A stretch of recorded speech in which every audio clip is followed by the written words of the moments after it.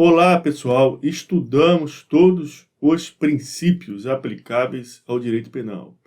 E você que acompanha um curso e conhece nosso mapa mental base, sabe que estamos situados nesta parte circular do mapa de coloração rosa.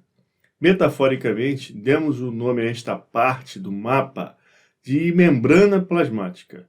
Nas aulas introdutórias, eu expliquei o motivo desta denominação e disse que aqui estão situados os princípios e regras aplicáveis a uma relação jurídica qualquer, abstrata, de direito penal. É o operador do direito que deve pensar os princípios e as regras que sejam adequados ao seu caso concreto. Então, ele retira da nuvem, da abstração e traz para o mundo da vida para aplicação no caso que deseja solucionar. Mas, para tanto, antes de desenvolver essa habilidade prática de como escolher na sua cabeça as normas jurídicas corretas, é óbvio que primeiro você deve conhecer o direito que existe, as regras e os princípios disponíveis deste direito para que possam eventualmente ser escolhidos. Imagine que você deseja inventar algum bem de grande importância e, para tanto, vai pouco a pouco reunindo todas as ferramentas e materiais necessários para tanto. Você simplesmente começa a organizar tudo para depois sim pôr a mão na massa. Perfeito, pessoal? Quando eu falo na membrana plasmática do mapa mental do curso, me refiro à parte teórica. Nas aulas de princípios do direito penal, estudamos a parte teórica dos princípios ao mesmo tempo que vimos jurisprudência, situações práticas, onde os princípios foram escolhidos corretamente e aplicados aos casos concretos. Eu faço isso para que a aula fique mais dinâmica. Estudamos a parte teórica, a aplicação prática e resolvemos questões de concurso. Entretanto, você deve ter em mente que teoria não se confunde com a prática, mas é um pressuposto dela, tá ok? Uma condição para que você saiba o que poderá eventualmente ser feito diante de um caso concreto, para que você tenha opções disponíveis.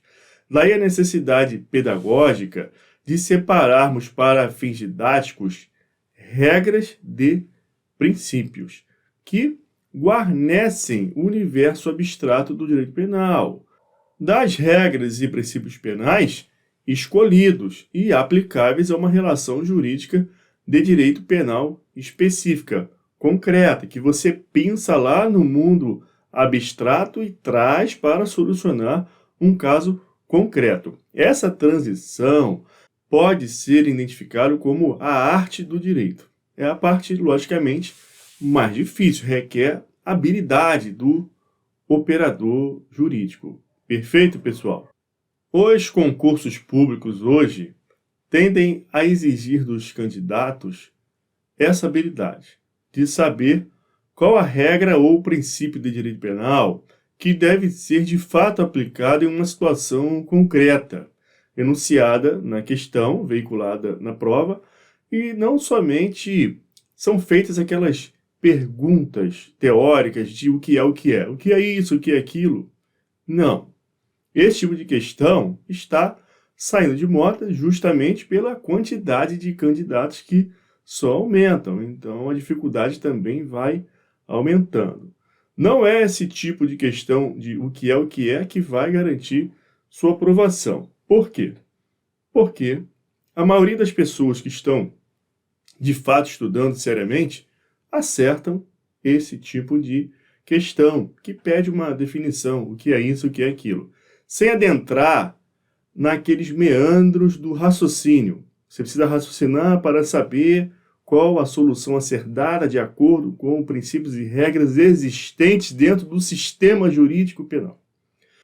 Observe este exemplo de questão cobrada no concurso público para promotor de justiça do Distrito Federal no ano de 2009.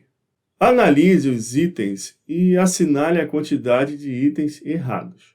O filho com 60 anos de idade que furta do seu pai fica isento de pena conforme assevera o artigo 181 do CP. Esta questão cobra conhecimento acerca da imunidade penal nos crimes contra o patrimônio. Obviamente que para resolver esta questão, você deve conhecer as regras sobre imunidade penal, absoluta e relativa, de que tratam os artigos 181 e 182 do Código Penal, nos crimes contra o patrimônio. Também deve conhecer as exceções que constam lá do artigo 183. Nos termos do inciso 3 do 183 do Código Penal, as imunidades que constam do artigo 181 e 182 não se aplicam se o crime é praticado contra a pessoa com idade igual ou superior a 60 anos. Ora, seria muito fácil se a banca cobrasse a regra diretamente. Mas, ao invés disso, formulou a questão na forma de um probleminha. Um filho que já tem 60 anos de idade não pode ter um pai com idade inferior a 60 anos de idade. Isso é materialmente possível. Logo, a imunidade penal no artigo 181 não se aplica ao filho que cometeu o crime contra o patrimônio, sendo que a vítima é seu pai maior de 60 anos de idade, mas ele não diz isso expressamente. É uma questão que exige raciocínio, é uma questão das mais fáceis, tá ok, pessoal? Estou trazendo apenas a título de exemplo, para vocês observarem como é uma questão de problema. Portanto, esse filho é culpável diante da lei penal. O crime existe, não havendo isenção de pena. E quando eu digo que o crime existe, que não há isenção de pena, eu falo isso porque eu tenho um conhecimento acerca de diversos outros conceitos que vocês vão aprender no curso. Vocês ficarão proficientes nisso no final do curso. Pois, para entender o que eu quero dizer, vocês precisam conhecer a teoria tripartite do crime. Observe esse mapa mental. Vocês têm que destrinchar todos os elementos dessa teoria. Mas não se preocupem com isso agora, porque no momento oportuno, ao longo do curso, vocês irão aprender. Tá ok? Vamos voltar aqui para a nossa membrana plasmática. Vamos combinar que, primeiro, devemos conhecer os princípios e as regras disponíveis no universo penal, sem se preocupar com o raciocínio de aplicação prática. Vamos combinar que, primeiro, devemos conhecer os princípios e as regras disponíveis no universo penal, na abstração, sem precisar se esforçar com o raciocínio para a escolha daqueles adequados à solução de um caso concreto. Tá ok? Então, eu repito, como sugestão. Primeiro, a gente estuda de maneira leve, conhecendo as normas jurídicas disponíveis no universo penal, que estão na abstração. Depois, passo a passo, pouco a pouco, vamos trabalhando a habilidade, a arte de pensar aquelas normas jurídicas, regras ou princípios que sejam adequados à solução de um caso concreto. Você faz isso, por exemplo, lendo jurisprudência. É um bom método para quem não atua na área, não atuou como advogado. Perfeito, pessoal? Informativo também. Muito bom ficar lendo isso, porque ali tem o trabalho prático da situação. O direito é constituído por um conjunto de regras e princípios entrelaçados, coordenados, que formam um sistema autossuficiente. Tudo se resolve dentro do próprio sistema. Por isso que o direito é reconhecido como uma ciência autônoma e o direito penal também é reconhecido como uma ciência autônoma porque possui justamente regras e princípios próprios que formam um sistema autossuficiente, adequado para solucionar os seus próprios problemas. Toda ciência tem seu objeto, que ele deve ficar ali batendo para resolver o seu objeto. Para isso, a ciência precisa ter regras e princípios que permitam resolver os seus próprios problemas. Importante, obviamente, que você saiba o que é um sistema, e principalmente um sistema jurídico. Aqui no canal nós temos o curso de processo penal. Você vai encontrar a aula cujo card aparece aqui em cima nesse momento, com o tema Sistemas Processuais Penais. Tudo o que você necessita saber sobre sistemas jurídicos para qualquer matéria, direito civil, administrativo, penal, processual penal, não importa. Essa aula de processo penal que eu trato de sistemas, trabalha tudo isso com você tranquilamente. Pois bem, pessoal, nas aulas anteriores estudamos os princípios do direito penal na abstração, vimos alguma coisa prática, mas a ideia é você conhecer na abstração primeiro.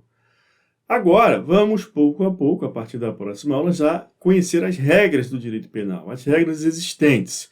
Conhecendo os princípios e as regras existentes, nossa expedição pela membrana plasmática do nosso mapa estará concluída. Aí sim estaremos aptos para voltar os olhos para o mundo real, o mundo da vida, e tentar resolver os problemas que o direito penal é chamado a resolver, é chamado a atuar.